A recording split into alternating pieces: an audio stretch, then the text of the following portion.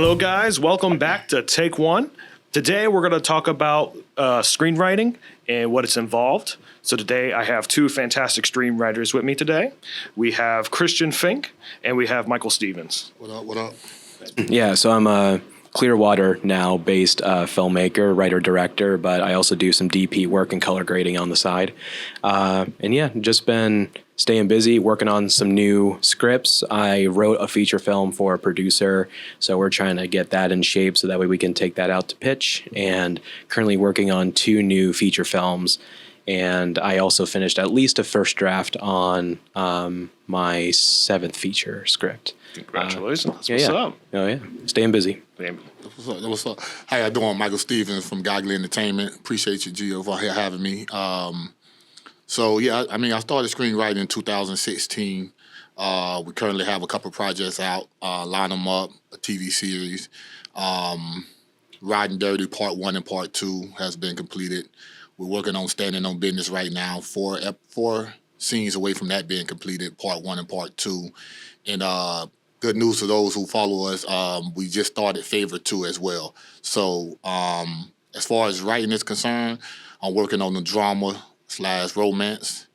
And then Nerd Project, which is, I like to say Superbad plus Pineapple Express on steroids. Okay.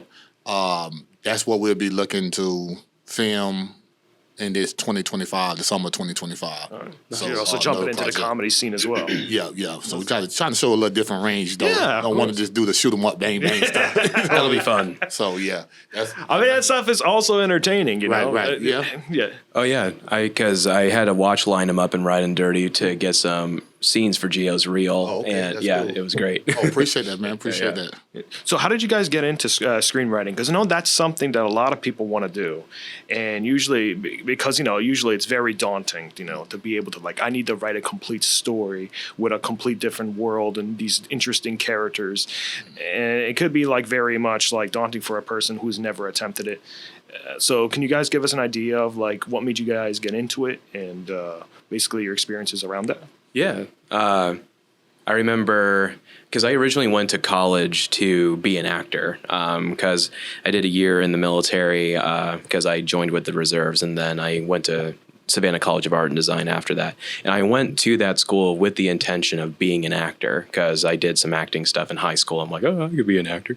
And I did my first audition, and I completely blacked out. I had to play a white boy rapper character, and I was just moving all over the place. And they were like, "We love it, and we want to write you a character, even we may not cast you for this character." I'm like, "Yes." Never heard back. So I thought, I'll write my own scripts because we're in school. No one has anything to do on the weekends. So I wrote my first script with the intention of starring in it myself, but then once I wrote that first script, it just sealed the deal, and I just fell in love with screenwriting after that. I spent one night just banging out 2-3 drafts of the same script just to make it better and better, and fell in love with the process. So 2016, I was working at a youth facility for troubled teens. So I had a lot of time on my hand, working doubles and stuff like that. And I always been a storyteller. So to try to keep the kids out of trouble, I have these story times where I have them all sit around. We'll tell different stories. And then I was like, man, some of these stories are appealing. And so what I did was I decided to write a book. So Line 'em Up was a 7-part series book. I put that on Amazon, but when I did my research, I realized that a lot of people are going away from books. If it's an ebook or something like that, maybe. But as far as picking up reading, yes, people still read, but not as much. It was content-based. So I started screenwriting because of the business of filmmaking and creating content. So I decided to write Line 'em Up. That was the first thing I ever wrote. However, I knew it would be costly to do, a series. So I wanted to do something else, which is Favor. And funny story, I started writing, and I called this guy that I knew that was in the filmmaking world. Say, hey, man, how much does it cost to make a movie? Oh, man, if you ain't got $20,000 minimum, don't even start writing. I took that as a challenge. Hold on. just because somebody told you 20,000 don't mean they got to take 20,000. So we wrote Favor. We shot Favor in like 10 days. Put it out a month later, and it's been writing ever since. Now, as far as the actual scripts and stuff, he could probably tell you as well too. Sometimes I wake up, I go to sleep, I have a dream, I wake up and I just start writing. Yep. I have a dream of a movie and I start writing. I have wrote for other people before, but I like being original. I don't know about you. I like writing my own stuff. Oh yeah. But somebody called me like I wrote 4 or 5 different other projects for other people. Some put them out, some haven't because they haven't got the funding for it. But I'm just a storyteller, so that what really got me into it, and make actors and actresses like yourself or whatever. So it's just been uphill from there. Yeah, I feel like that's something that you definitely need to be someone like in tune with your environment to create and to be very creative to be a good storyteller, Like you said, like you had people around you and they could have inadvertently inspired you to create Definitely. these sort of things, right? I feel like that's something that happens a lot where like people might be a little distant in the fact that like I may not have this money to make this story happen, but like I feel like there's always like creative ways you can go around it, right? I mean, there's stuff like Clerks that I said it's one of my favorite comedy movies, and that would basically cost almost nothing for like a beginning filmmaker to make. All you really need to do is rent out like a 7-Eleven type of thing, So like I feel like stuff like budget should never be like a limitation unless like I feel like there's always ways of like going around it. Oh yeah, for sure. Well, it really depends on. I think a big part of that for anybody that want to get into screenwriting, you write what you can film. Yeah. So that's so like he said, we was talking when we wasn't recording, and he was talking about 3 different levels of budget, right? So I have 3 different levels of films. I have what we call Hollywood, mid Hollywood, and what we call hood. So the hood movies, we go grind it out. Yep. We go to our local stores, get them to sign off on us using their stores, using their locations and stuff like that. Hey, what you doing this weekend? Right, what I'm saying, what you doing. So a curtain film, favorite too, we got to use a club. So we found someone that allows us to use the club. However, the main character in that role, he's only available Fridays and Saturdays for the next 2 months. So we can only film in that club Friday, Saturday, which is the most busiest day out of the week, right, for the club.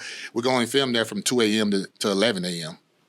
But when you have them dedicated people, they're willing to do that. Yeah. I know they do it in Hollywood all the time. You might go 5, 6, 7 o'clock in the morning from 7 in the afternoon or 2 in the afternoon. So that's what I would say when you writing something, write something that's filmable, where you don't have to run out and say, I need an angel investor for this or investor, period. Right. And found like-minded people that's willing to put in the same amount of work as you're willing to do, maybe on the production side. And when you found that partner, like my partner, Keith Williams, Yes. we're just trying to get to the next level. Wherever I go, he goes. Wherever he goes, I go. Right. So. Because that's one of those things that, like, because when you start off independent, like, you don't really have, like, this. Because, like, in Hollywood, basically, they have that to do, but that's only their entire job. Yeah. Right? Meanwhile, someone in independent film has other responsibilities. And then, I know you're a father as well. So, your time is definitely divided in, So it's about also, like, having good time management to, like, have certain actors to be there at certain times. And then you have to hope for that everyone shows up. Right. That's the most frustrating part of filmmaking. It's the scheduling, the organization. But yeah, and to like piggyback off what you were saying, because you write for what you have. And I think honestly, when you write for what you have, you become a better screenwriter. Because if you only have like, 3 friends that'll let you film at your house, you got maybe 3, 4 friends that are willing to act for you. And if they want to be actors and they want to stretch their legs in that way, it motivates you to write a contained story that utilizes those locations and then have the characters drive the story. Yeah, and that's been basically the last 7 years of my life. Just but writing these sometimes very that's interesting, character-driven pieces because, you can make a one-room, one-character story interesting. It's just, the only place to go is within character. 1408 would be a great example with John Cusack and Sam Jackson. Yeah.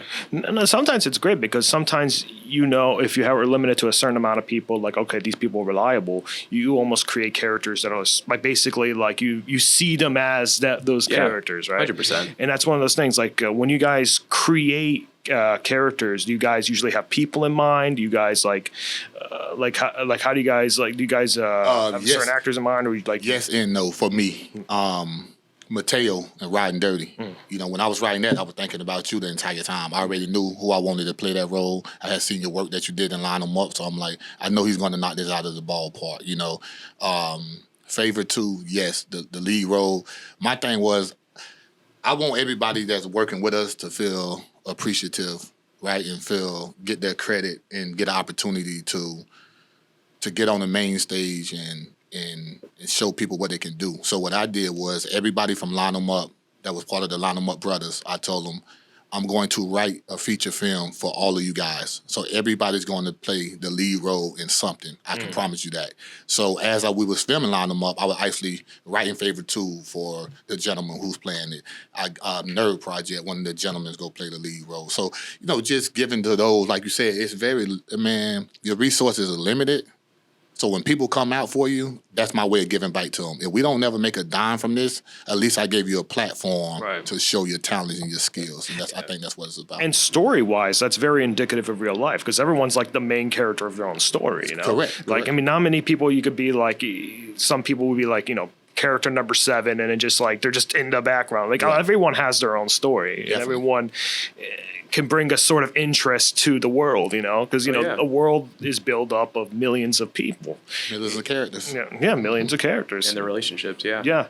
Like, how do you guys go about, like, creating, like, your own world and, like, vibe of the film, you know? Because, like, there's a certain thing where, like, people usually don't have, like, a set concrete vision of what they want to do.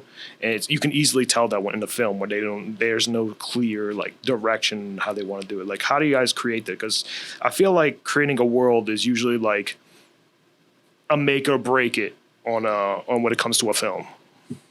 I usually think it becomes, again, it all goes back to character, because it's the characters that inhabit the world that really inform you of not only their opinion about it, but like what the world is actually like in that particular film. And, you know, every film is different and every project's different. I know on some projects I kind of like reversed engineer, where it's like, okay, this is the environment, what kind of characters come out of that, then vice versa for some other projects. So it does change with each one. But I know for me, I think it also goes to where you get your inspiration and, you know, like what kind of research you're doing. Like if you're telling a sci-fi film, you're going to want to do research into sci-fi. And it's like, how do you build that kind of world? Or for a comedy, like how do we make this, you know, setting like as comedic as possible, even though there might be some dark moments. So it really just depends on what you want to do and what you're referencing and just how true you want to stay to that or make it your own. Right. Yeah. I know what you did, Michael Stevens, when you did Riding Dirty. You involved also other people in the biker world, a part of that project too, because that's what the movie was mainly about. Like, how was the process and working with other people, like in the script? I mean, so it's a catch-22, right? It's good and it's bad, right? So I appreciate everybody that came on and gave their input because that allowed the story to be more authentic. However, I would just say stick to the script. You know, what we write, that's what we're trying to deliver. We're not no freestyle writers. We're not no freestyle directors, producers. A lot of people, they go on set and they like, I got this concept, give it to the actors and let's just run with it. Right. And then, you, like you said, you can see that on camera because you see it's no direction there. It's just a whole bunch of pieces put together trying to make the best puzzle. But if you don't have the right pieces, the puzzle is not going to be put together at the end, right? Yeah. So the bikers world, they came in, they did a great job.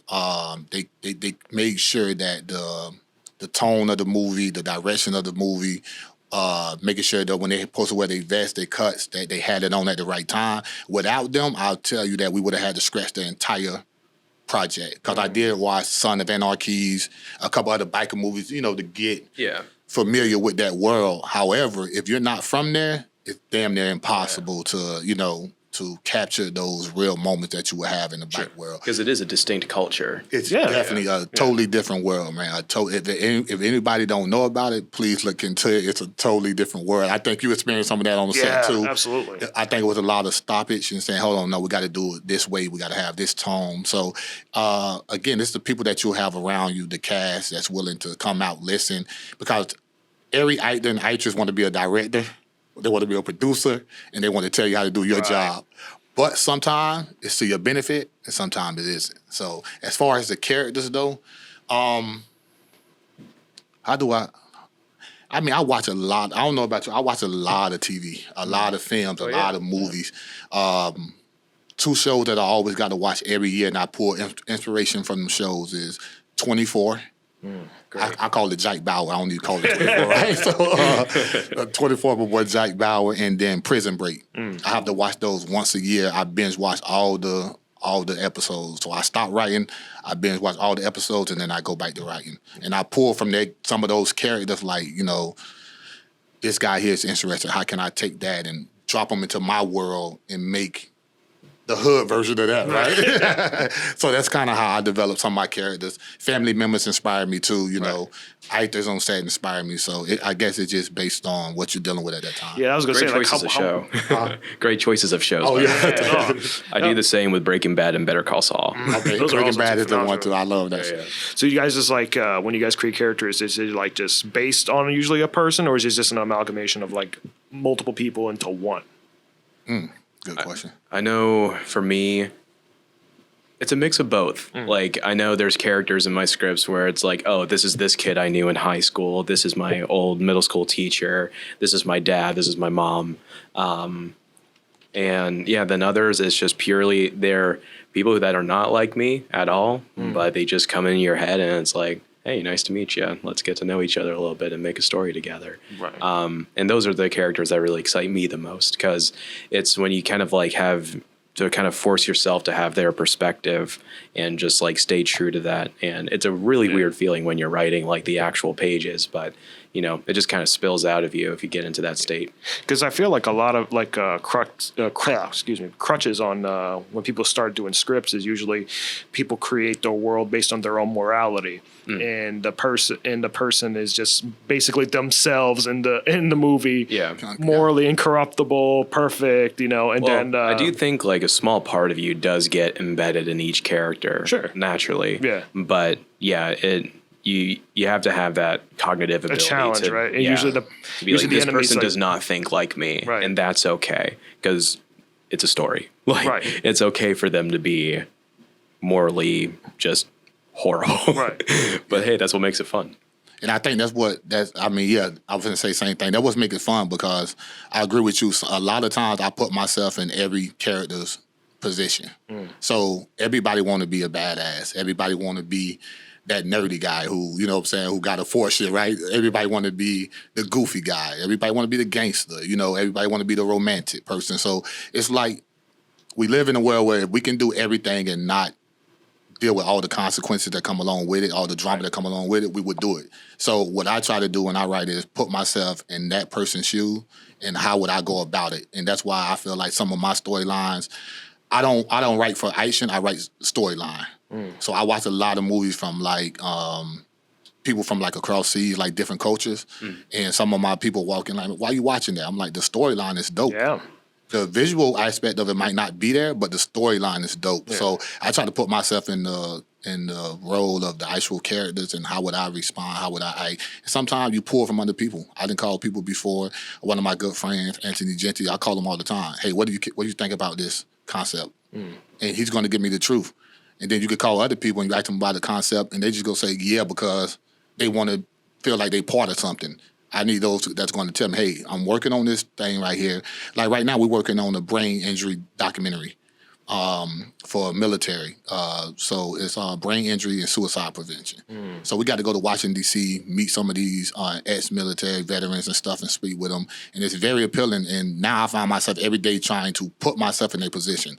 Like, imagine being taken away from your family, working for your government, working for your people, coming back home and not being able to afford the right resources to get what you need, Right. and dealing with the brain injuries and stuff like that. So from that, to take away from what we were talking about earlier, His Way Back is an Army movie where an ex-military came home dealing with everything that comes along with war and everything, and now he has to find his way back to his family. So he has the wife who may be unfaithful. his child who really doesn't know him because he's been away for so long. So I had different people in mind to play those roles, but when I met some of these veterans and stuff, I was like, hey, man, I need you guys a part of this because you guys have lived this. You guys have done this. So that's going to be a movie where 80% of the cast is going to be actual veterans. No, and that's great because like even with those sort of things, there's always, I believe, certain unspoken truths that like when it comes into scripts. And like one example would have been like in Riding Dirty, how like when there was a scene where I was supposed to get in a car and he says you remove your jacket, Right. And that was not in the script or anything, Right. But that's something that like someone who's a biker could see that and tell you whether something's authentic or not. That's correct. And it was good also you said about different cultures, and that's true that all around the world we have different ways of storytelling, right? Oh, yeah. We're usually used to the American traditional Western style of thinking, Right. But if you explore like Japanese films, Yeah. and French films are- yeah, French films are They bring crazy. something completely different that Yeah. we're not used to here. Agreed. Like I recently saw Martyrs, which is a French film, and that was insane. And I know that actually this last year, The Substance by Coralie Frageot, I believe is how you pronounce her name. She's a French director, and if you haven't, The Substance, insane, absolute insanity, but it's so great. Amelie, another great one, bit more quirky and comedic, but still fantastic. Yeah. I love watching. I love watching like European cinema. I should probably explore more into like Japanese films and that kind of thing. Well, they have like certain different things, like how Korean we have like films the are rules also of really three. They have the rule of 5. Yeah. Oh yeah, something like Parasite that came out that in South Parasite's Korea. Like I feel like that's amazing. something that wouldn't have come in the U.S. Yeah. something like that. That's very interesting. They're definitely on the rise too, because I mean, Parasite. I mean, all of Bong Joon-ho's films. I know there was Train to Busan. That's also a Train to Korean Busan's film, really good. and Squid. Okja. Yeah, I think what really sadly brought it into well, not sadly, but Squid Game, because that was also made in Korea as well. But Yes. of course, Americans ate that up. Right. Yeah. And see, a lot of people pull from, a lot of screenwriters won't tell you this, but they pull from a lot of different films. Oh, yeah. You see something, we pull for something, we think something can be done better. That's the revolving door American way, right? You take something that you can improve on it, and then you put it out there. Right. Pretty much everything that you write has already been done. Right. It's just the way that you said, like the storytelling. How are you going to tell the story? I could tell a story about two girls who have the best relationship, and then they're divided by this romantic guy who just this super ego dude, and he's just out to sleep with as many women as possible. We see that storyline all the freaking time, but how are you going to tell it?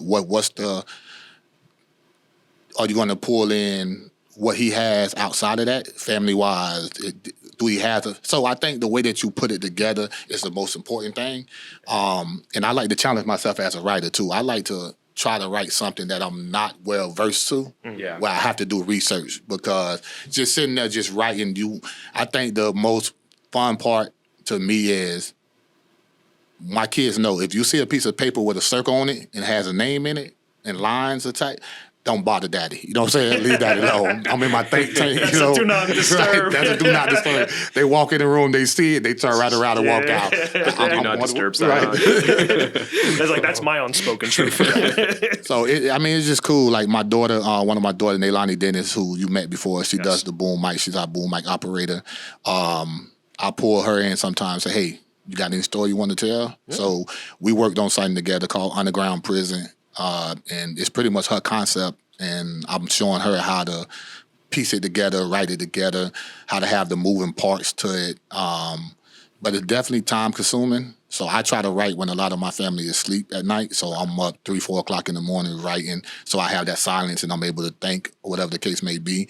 Now I'm to the point where I have to watch something while I'm writing. So I'm writing a totally different story, but I'm watching another story on the TV at the same time. That's wild. Yeah, so I mean, do you feel like when you write, is this something like you do all at once, or like it's something goes sporadically? Like when you develop like storylines and scripts? it's for me. If I want to get it done, when I start it, I don't stop. sometimes you have to pause because something just don't feel right. Right. It might be related to this, something don't feel right, so I had to go do some research. Yep. And I had to go pull up some reference movies that I'm like, this is somewhat similar to. Let me check this out and see how they went about it. Then it'll help me go about it the way I want to go about it. So I guess both ways, but I got about, not bragging or anything. I think if I had the funding too, I can probably do, I know I got 20 completed scripts right now, 3 series, and all of them at least an hour and 15 minutes long. Wow. So I'm pretty much at the point now where I'm in trying to get the investment to get these movies out there, and get them done and build up the Tampa filmmaking community. I think if a lot of us get together, Right. put our egos to the side, Yeah. Tampa can be a household, place for people to come, not only want to film, but really get these actors and these actresses on the map. Yeah. However, when you look around, and you know this because I'm pretty sure you done dealt with it, when you look around, you got John Doe from here, and we all next door to each other, but we all want to do our own thing because we want everybody want to be the man or the woman, you know what I mean? Oh, yeah. And it's sad because so many stories to tell, all we're doing is really hurting ourselves when it comes to that versus, bigging each other up. So Too many cooks in the kitchen. way too many cooks in the kitchen. Well, nobody don't want to take a back seat, right? And it's like It's become very tribal. right. Yeah. Like I would love to get with you too and converse with you because I feel like all screenwriters should get together. 12 of us get in a room, take about 3 to 4 hours, pitch our screens to each other, and say, hey, this is the best out of the best. This is what was voted #1. Yeah. Now let's take our resources from the production side and get this film done. If we did that every quarter, we can pump out 4 movies a year with ease. Oh, yeah. Yeah. And it could be a different one every time, a comedy drama, then a thriller, then sci-fi, then a romance, and then it could be a revolving door for everybody, but it's going to be hard to get to that point, but that's something I would love to do as screenwriting. Yeah. And I feel like, because we had this conversation before, I feel like Tampa is one of those places that has a huge amount of potential to be the big film hub. Oh, yeah. I mean, we got everything here. We got great scenery. Great weather. Yeah. Apart from hurricane season. Yeah. And even that lasts like, a week or so? And even if you need to go somewhere, it's not too far. Right. Like, it's not, well, I mean, it is a big state, but, if you need to go to Orlando for something to get like an Orlando skyline, it's just 2 hours and, on the night, I don't know what people on don't the 10. People don't realize that if we walk in a room, if Michael walk in the room by himself and I'm pitching to an investor, right? Yes, I have a chance to get that investment, right? But if I have you, Giovanni, a whole team that walk in that same room with me, their eyes just light up automatically. Oh, yeah. Hey, well, let's be honest, you got this Caucasian male, you got this African-American, you got this Puerto Rican, you got this. They see the diversity and they like, hold on, if you guys can come together and put something together, I can only imagine what your project going to do. Right. Because when this Latino person gets in an argument in the script and the African-American it's 2 completely different tones, 2 different directions, right? Oh, yeah. So we need that Latino, that Caucasian, that African-American man, all in the same room so we can say, nah, I wouldn't say it like that. Right. I think it'll go like this.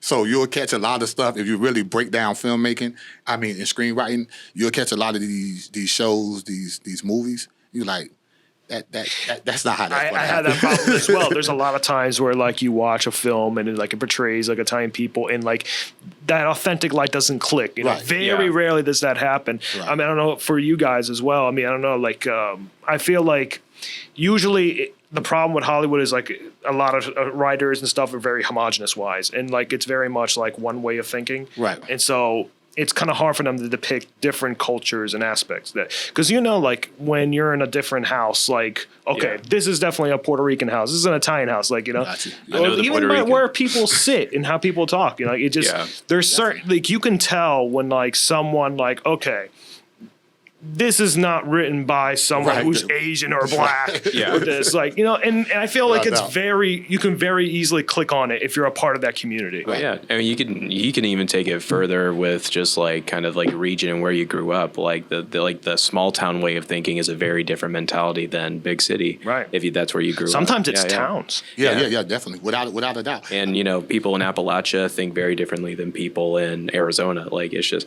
it can go to such a granular degree, but that's what makes it interesting. That's what makes it fun, especially when you can tap into it authentically too. Yeah, Because you yeah, really definitely. can give people a look in, like with Riding Dirty, like into the biker culture. Like, Right. yeah, if you do it right, you can give people like a real taste of like, wow, that's what that's like. Usually a good way indicator is usually who goes to see it, right? Yeah. If you're making a movie about like, we'll put it like the Mexican world and stuff, like who's mainly, are Mexicans going to see it? That's the question. Right? Yeah, are you dropping it in their environment? Are you dropping it in their culture? Yeah. One of my projects called The Nasty Truth, we met this lady maybe about a month ago, and she said, hey, this new platform for Latinos is growing.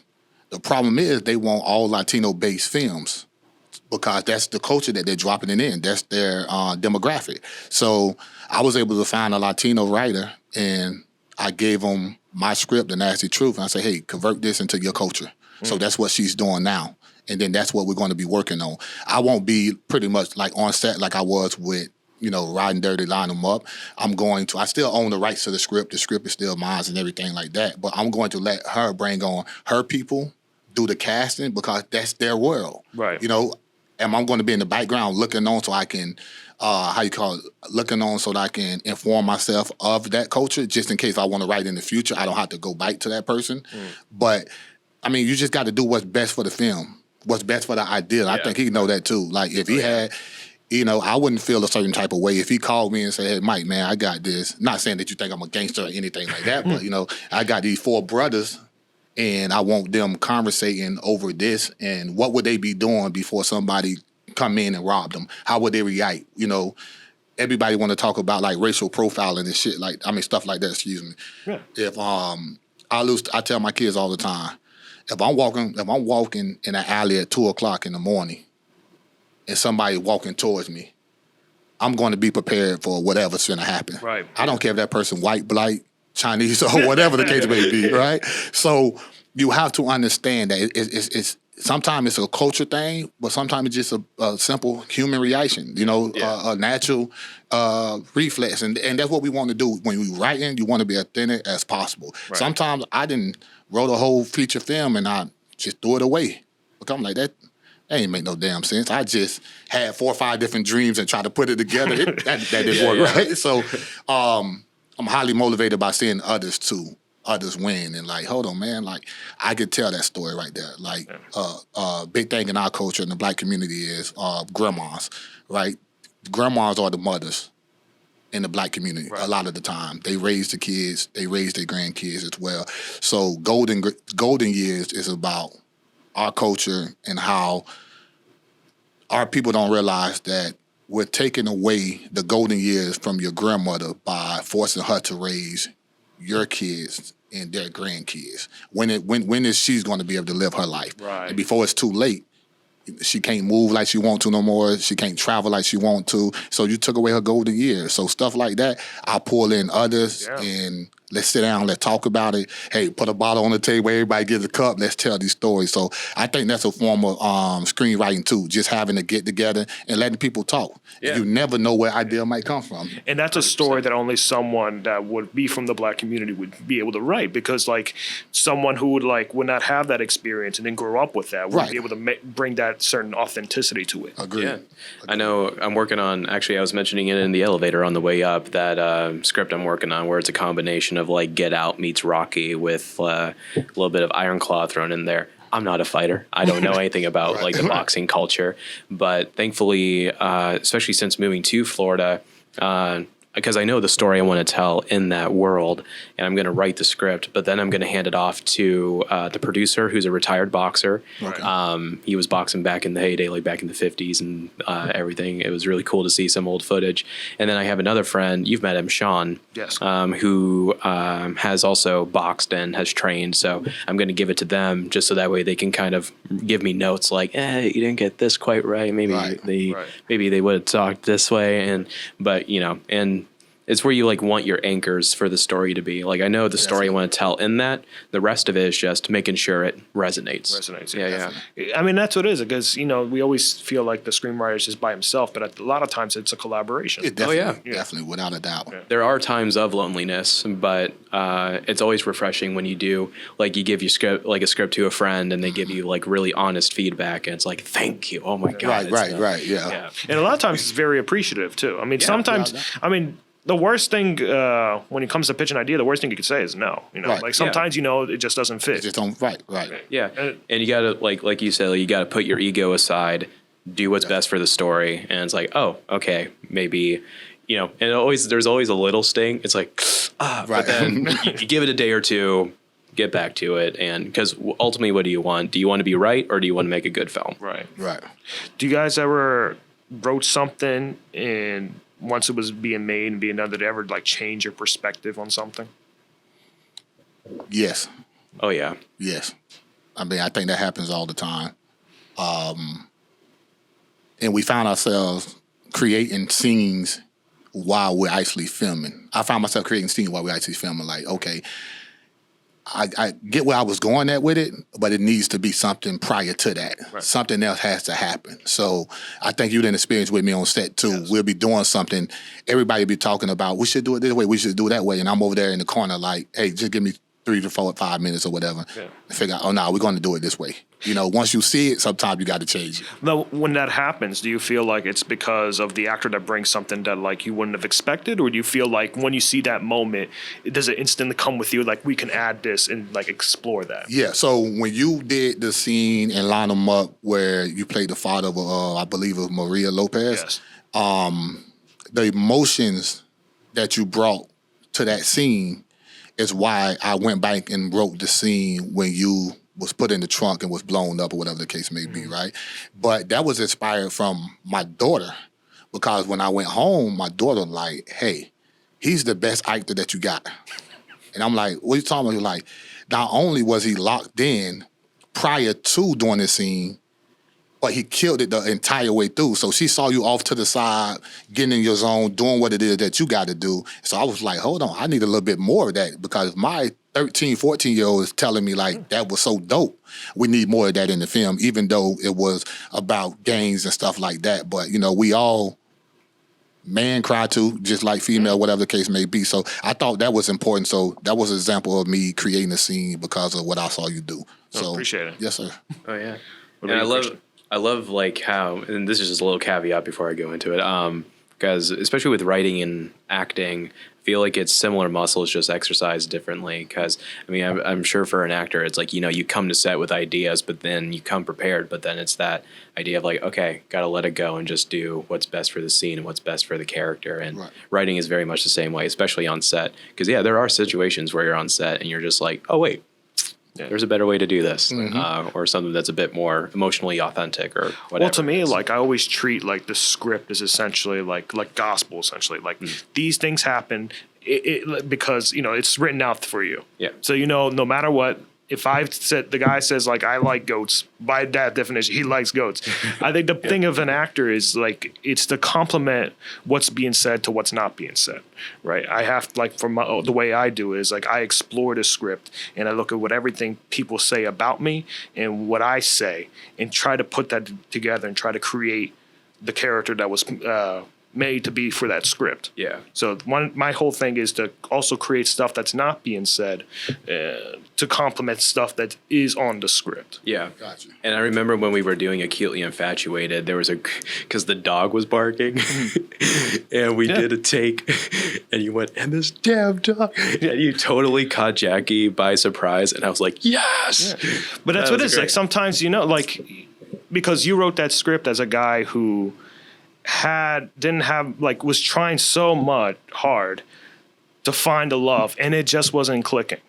And it's something to be like explore the idea of just feeling like failure. Gotcha. Right, it's a hard thing to be understand. Like, what's wrong with me, Right. or is it wrong with women? Maybe I'm the problem, and it's something that like you have to try to incorporate into yourself. Is like this feeling of no, there's also a sense of isolation. I feel like comes with it. Oh, yeah. But even when losing a job, because then I correlated that to like, is she going to leave me now? Right, because that was the big moment that I had. That like I had everything going on now. How is she going to react now that I lost the ability to afford rent? Yeah. Is she going to stay with me? Is she not? I mean, that's something that like Adam had that I feel like it was definitely like a fear. It was the ultimate fear for me. So let me. Can I ask him a question? Yeah. As far as shorts, do you still write short film? I do still, like, if I have like an idea, I'll just, because you just want to keep your skills sharp as a writer, stay loose. So I'll like write a short if I haven't written in a while. I'm like, I'll write a 5-page thing just to like help out and stay. Is it just with the intention of being filmed, or do you write it just for practice? Sometimes I write for practice. There's definitely probably 25 scripts that were purely just for practice. I want to practice dialogue, I want to practice action and scene description. But lately, Surprise Party, the one that we're going to do in February or March, that will probably be the last short, because I do want to focus on features, because I have all these ideas and I just need to get them on page and try to get them made, because they're ideas that excite me. And Right. there's like a difference between like, because you can have a good idea and you're jazzed about it, but then like 2 months go by and it kind of like fades away. But if you have an idea that like sticks, You want to jump on it right away. exactly. I feel like and that's something what that I've a been lot of feeling writers lately. have in common, that like an idea comes to your head and you just feel like I need to put this on paper. Yeah, everything 100%. stops. Like your entire world stops. Everything stops. And I would say with the reason why I asked the question about the short, if you're still writing shorts, try to go ahead and make it a full length. And I know when you're writing, you're going to be like, man, this is going to be hard to film. So my advice to those that's just starting off is write it for, we know we kind of like calculate a minute per page, right? So write for anywhere from 60 to 75 pages. And then the way you do it is you film it like it's a short. So the first quarter of the year, you film the first 15 pages. Second quarter, you film the second 15 pages. Then the third. So by the end of the year, instead of doing one short that you can't capitalize off and make revenue from, now you got a full length feature film, Right. like over an hour long, and you done met your goal. Right. Yeah. Just by simply writing in advance. There's something that you did, because I know when you did stuff like line them up, that like you even expanded it more to add more episodes in. Like, is that something like, when does it come to you that you're like, this needs to be more explored and this needs to add more? Because I'm sure like writing episodes and writing film, is it different? Yeah, it's definitely different. I think that what happened with Line 'Em Up is you had a story that you wanted to tell, and you want to make sure you tell that story in full. And because you focus sometime on the main roles, you're not diving into these. Because I guess when we're writing, we're like, if we want Theo or Mateo to be the main guy, that's our vocal point, right? That's what we focus on. But then you might have Peter over here, and it's like, hold on, he has a story to tell too, and you find yourself, let me tell Peter's story, and I think that's what expands it afterwards, which that's completely fine. Because you're not going to catch everything on your first go around. I think he said something. I think I heard him say something about the first draft. That first draft is very important. Oh yeah. Like, so I send it out to trusted people. Like he said, he does the same thing. Hey man, read through this. Tell me what you think. My wife is a major part of that. Hey babe, sit here, pour you some wine, pour you a drink, listen to what I got to say, right? If it don't make sense, like, listen, we doing this together, so don't make me look like a fool. If it don't make sense, tell me. So it's a lot of times you're like, nah, a female wouldn't respond like that. Yeah. A female will respond like this. They'll do it like that. Okay, cool. I type it up. What you think about it like this? You just nailed it. All right, then I'll move on. Do you feel like, has it ever happened, like when you write a character and when you initially write a character, from the beginning stages to the final conclusion, like how much does that character change a lot? Like how much is like do you feel like So this actually kind of goes into like the prep process for the first draft. It might be a different process for you because every writer and also like I've found like every project it demands like a different process, but I think I've finally kind of settled to a groove that works for me. And I write a lot of poetry. So what I'll do is I'll actually write poems from the character's perspective about like what they're dealing with over the course of the story. And I have my theme and then my moral, like what I'm trying to say, but the theme is usually a question. And then I base like a character web from that. So I know at least every character that's in the film relates back to what I'm trying to say to some degree. American Beauty is a great example of that. But because for me, I focus on characters so intently that those are my anchors to the story. So the first draft, I may not know what's going to happen plot wise, but I at least know who these characters are going into the first draft. And that's like almost like concrete, like these are 100% these characters' personalities. Well, I mean, they can surprise me. I mean, you do your best to make them, full living characters. And, if I get to the midpoint of the script at like page 45, and it's like, oh, but I wanted to go in this direction. And the character's like, no, that's not what you go where the character goes. How many drafts do you usually go to? Because I feel like that's something like, there's some people that are perfectionists and like, I try to be that way. I mean, I'm unfortunately that way as well, but like how many drafts, do you limit yourself to drafts? How many drafts do you guys usually go to when you guys are writing a script? To get it ready, to like send out to people, I would say by draft 3 or 4. But to get it ready to shoot, I would say about drafts 7 to 10. But I remember for my first feature film, I wrote 18 different drafts of that script. Yeah. And there was about 15 other drafts before that because it was my first feature film I ever wrote. So I remember it very vividly. I was at home for Christmas vacation. I was like, a junior or senior in college. And, I just dedicated my whole Christmas vacation to just trying to get a draft of the script out. So I would get to like page 10, hit a roadblock. Then next day, reset, start from page 1. Then maybe I get to page 15 or 20, hit a roadblock, reset. And it finally got to a point where I did hit like 100 pages. And I'm like, I got my first draft. See, my process is different. That's funny because I really don't talk to a lot of other screenwriters.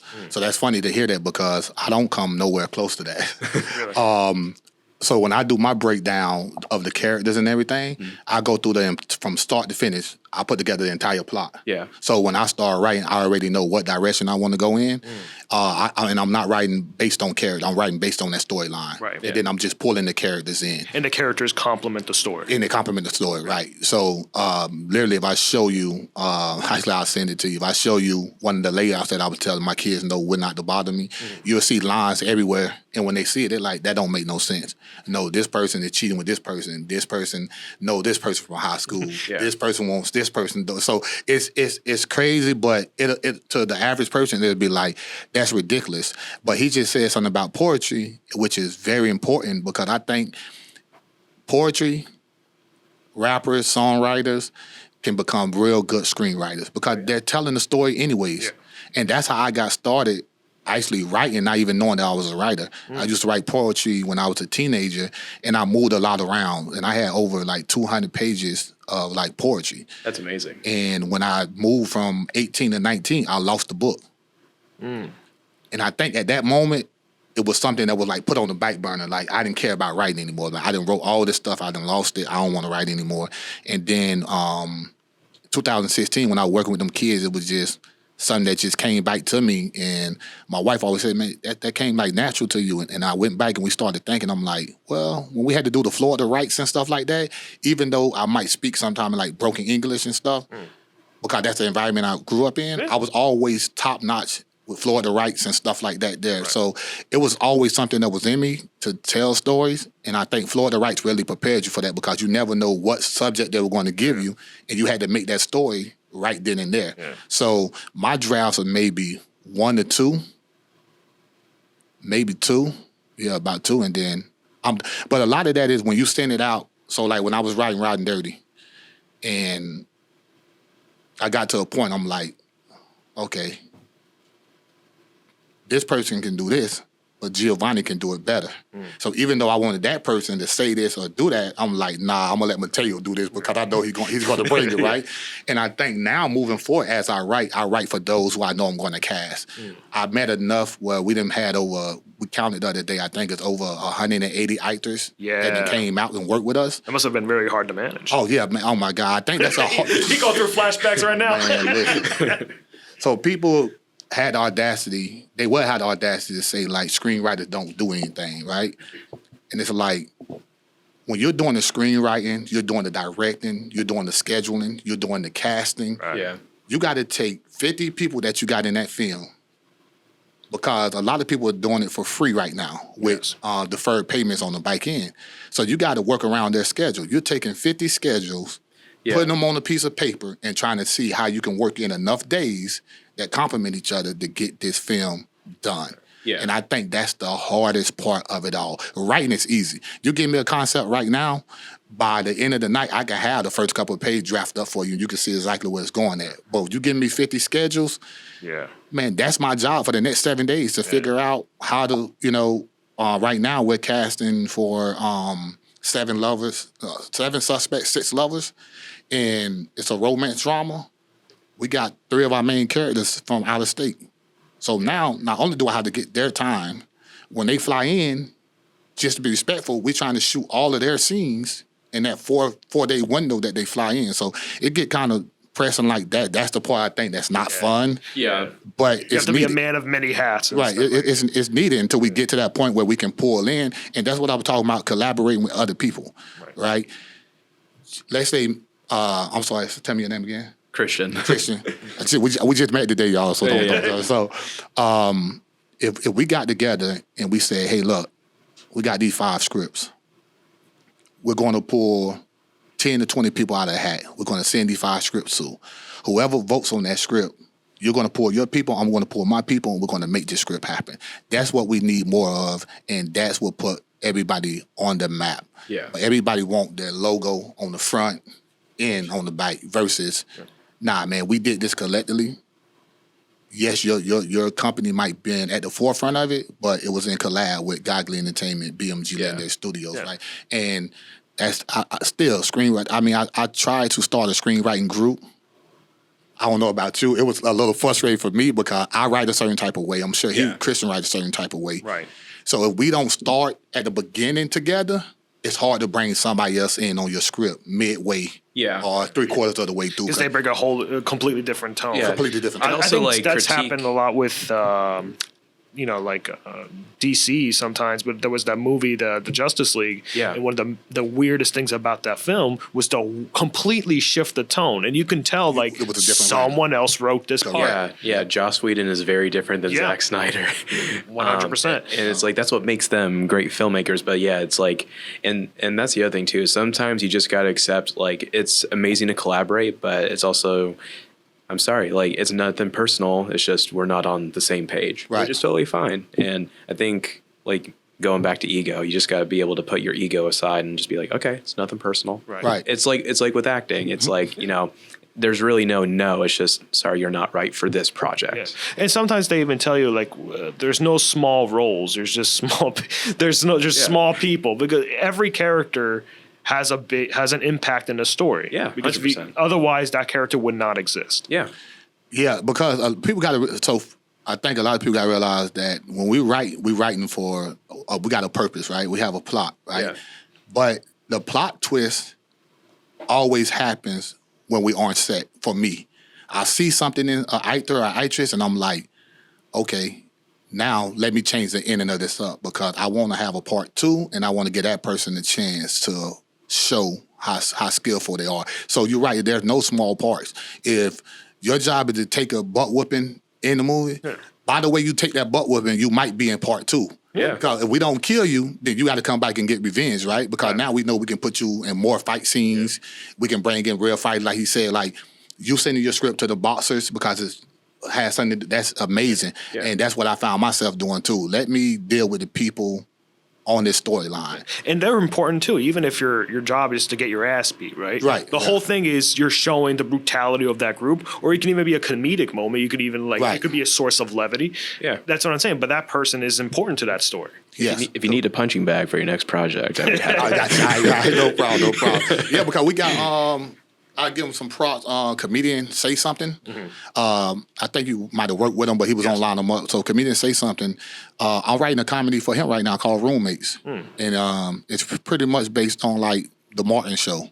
I haven't seen one of those in our culture yet that really hits. I know Tyler Perry does a lot like that, but I wanted to I wanted to push myself to create a comedy where it took place 90% in one place.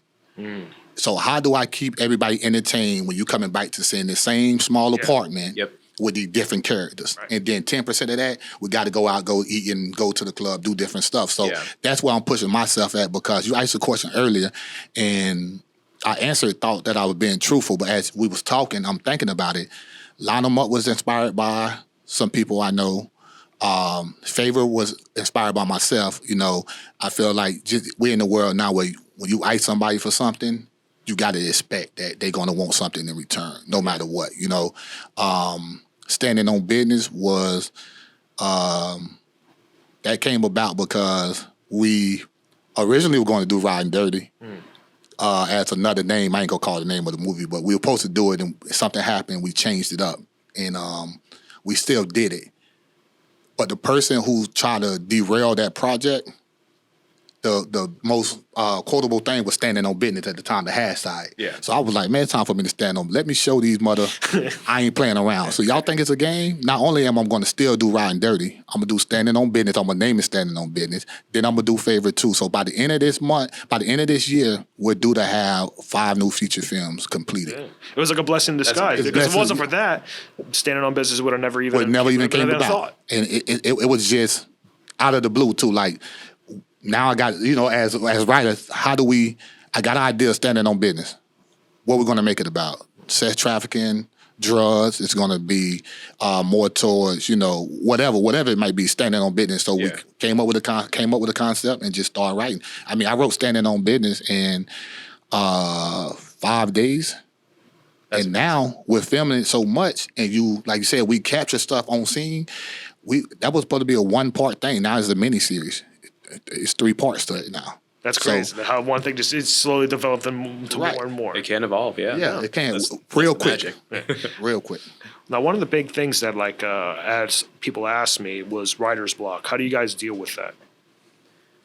I know it depends. I'm about to get very technical. It depends if it's a plot thing, like I don't know what's going to happen next, then I go back to character. Because for me, plot should come from the character, and they should be, you know, the captain of their own ship. But if it's something more than that, I do my best to just kind of work through it. Because again, if it's like a draft 1 or a draft 2, it's like I know I got the next draft. I can always go back and edit and fix it.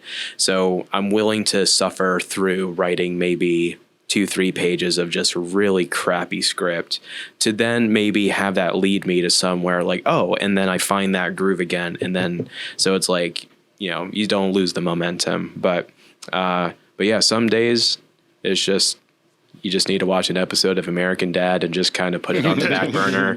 And then, you know, you're hanging out with, you know, your girlfriend or wife on the weekend, and you're like, oh, wait, I think I got it. Just come back to it.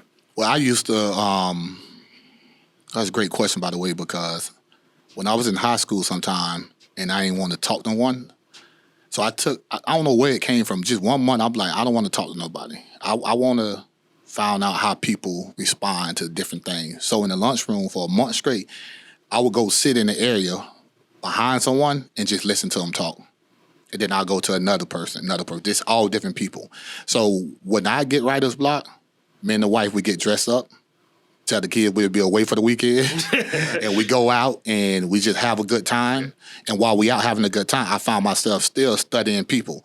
Okay, like I see these group of people. I see how they're moving. I see what they're doing. I see the conversation at the bar. When we sitting at the bar, we having a drink. They having a conversation. And a lot of time when people's out, a lot of people think they just going out to have a good time. They just going out to release, you know what I mean? And just dial down, you know. So a lot of time, if you pay attention, they ain't even listening to the music. They having a conversation with their homeboys, their girl, their significant other, but they're talking about real life stuff. Yeah. Hey, man, it's been a crazy week at work, you know. Yeah. The damn boss of mine, man, he got about one more time, and then I'm out of there, right? And then you'll find yourself a screenwriter. It's like, when the last time have I wrote a scene where somebody got fired? That's interesting. Have I captured that yet? Nah, so then I'll put it in my phone. Yeah. Somebody get fired, and then I'll wait for the right moment in a script that I develop. Be like, oh yeah, so and so getting fired today, you know. So it's interesting. So like you're relaxing and taking class at the same time. At the same time. Yeah. Yep. You got to listen to people. Yeah. No, that's what it is. You have to be really in tune with your environment. Oh yeah. Mm-hmm. Like, do you guys have some like advice on people who are just starting to try to write? Because I know, like we were saying first, it is very daunting. Like, how do you explain to a person how to get started? And like what's involved into it? Twofold. Because my own personal advice would be to find, how do I say this? Find the thing that, like, write what interests you, you know, like, even if it's the most mundane thing, find a way to make it interesting. Like, and you can always test that out, you know, just talk with a friend about like a special interest that you have that they may not be interested in. And if over the course of talking with that friend, you can get them at least interested and be like, oh, wait, no, like elaborate a little bit. Because people really respond to like passion and how you talk about things. It doesn't really matter what it is. Like sometimes when I hear people talk about sports, I know nothing about sports, but they talk about it with such like intensity. It's like, I can't help but lean in. Mm-hmm. So if you can kind of master that just in regular day-to-day conversation with people, you can definitely try to do that on the page and just, you know, make it an interesting journey. But a piece of advice I always go back to is from Pete Docter, because in the writing world, it's always like, write what you know. And that's like the baseline piece of advice. But Pete Docter, when he was writing Inside Out, he was like, because his daughter was a big inspiration for it. It's like, what's going on in my daughter's head when she was like 5 or 6 or whatever. And he's like, and he basically boiled it down to write what you want to know about. Because if you have that curiosity, if you have a question and an answer you're trying to look for, just from that, it's going to have the audience lean in. So that way they go on that journey with you. So it's a journey of self-discovery for you. And it also feeds into the audience as well. So write what you want to know about. I tell you what you don't do. Don't do this crap that you see on the internet where they say, go pull up somebody's script and study the script and study screenwriting. No. Because again, you're not that person. You're not going to think like them. It's not going to be relatable, you know, to you. And a lot of time when you write, it's got to be relatable to you. You either got to be relatable to you, or you have to do your research on what it is that you want to get across, right? So I would say grab 3 to 4 of your best friends, your close friend that you know that's going to be truthful with you. Take your time, take your concept, write it out like on one page, and just invite them over and say, hey man, I got this idea for this feature film. We're gonna have some drinks. I want to pitch it to you guys and tell me how you feel about it. And believe it or not, before you leave that night, you're gonna have your entire story down, even if it's good or bad, because what I did was I took my happiest time and I took my saddest time. And I said, which one is more appealing, the sad or the happy? And then at that time, we was in a world where it was completely different. So sadness and stuff, because we had all these disasters and school shootings and stuff, it was more appealing at that time. But by the time I actually got to finish the script, everybody was living it up. You know, they were getting stimulus checks, everybody, you know, doing it. So it was like a happy time. So I also write for the moment that you're in. If you know that you want to start writing right now and maybe start filming in the summer, then you might want to write something like a Christmas movie, because that's pretty much when you're going to get done with your script. That's when it's going to go. That's when it's going to be put out. Yeah. Now, if you was to say, if I start writing in the summer, I'll probably write a romance, because by the time I actually get it out there, it's going to be Valentine's Day, right? So when you write to capitalize on what it is that's happening in the world that's going on, and just don't be scared, man. Like, take a chance. Everybody go tell you can't do it, man. And I tell my kids and the kids of my basketball organization, those my kids too, I tell them all the time, man, do what you want to do. I love when somebody tell me I couldn't write. I love when that dude told me you cannot make this, you cannot make a movie.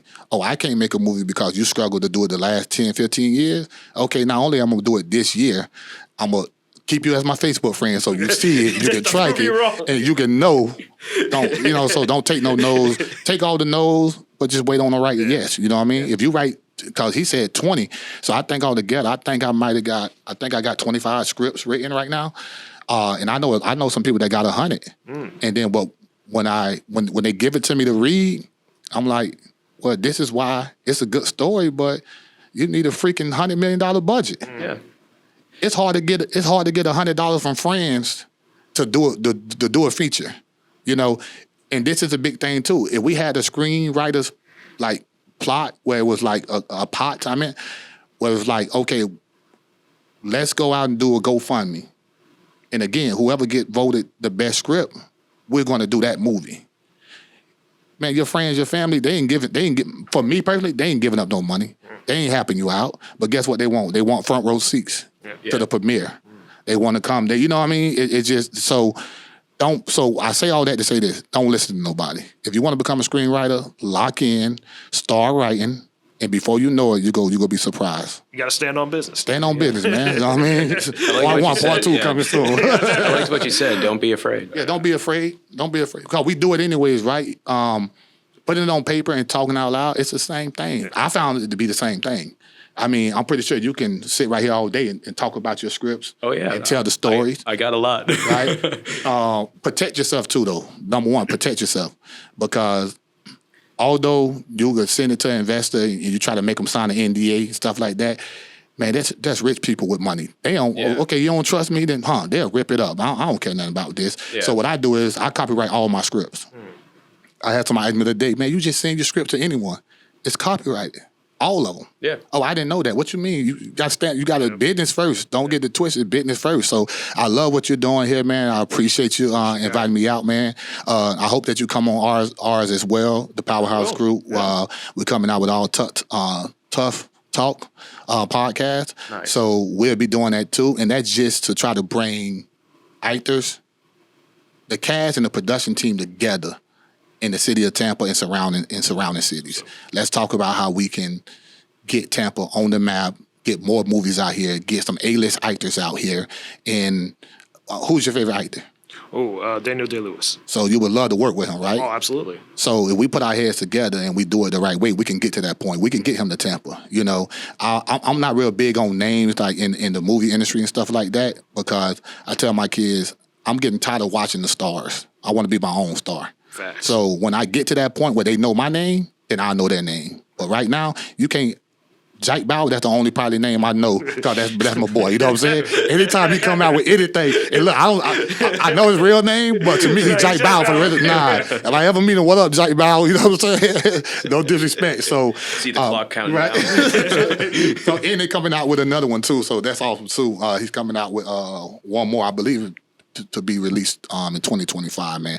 But screenwriting, man, it's easy. It's just a conversation put down on paper. Right on. That's it. And if you got the time, take a chance. You never know. Yeah. And you don't need to send out your first draft. Like if you write something and you feel like it's not ready, that's okay. Yeah, that's fine. You always got the next draft. You can always edit something bad that's on paper. Right. You can't edit anything if it's a blank page. Right on. Oh, that's awesome. I like that. Yeah. All right, guys. Thank you guys so much for showing up. Yeah, appreciate you. Really appreciate it. Guys, if you have any plugs you guys want to put in, feel free.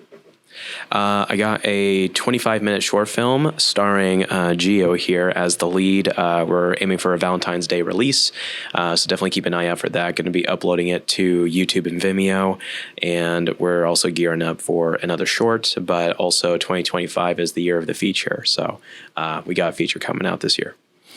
Yeah, so it's Godly Entertainment. That stands for God or Goddess like individuals. And all I'm trying to do is create a platform for those that got talent, skills, creativity, and that want to display that. So if you want to work with us, hit us up, Goggle Entertainment, on Instagram, Facebook. My partner, Keith Williams, BMG Legendary Studios, and together we make the Powerhouse Group Films, and that's what we're about. If you guys know any investors out there, I'm pretty sure Christians can use this too. Send them our way, man. We don't need no Hollywood budget, man, to make these films. So I promise you, if you give me anywhere from 100 to 200,000, we'll have 8 films this year. Fair.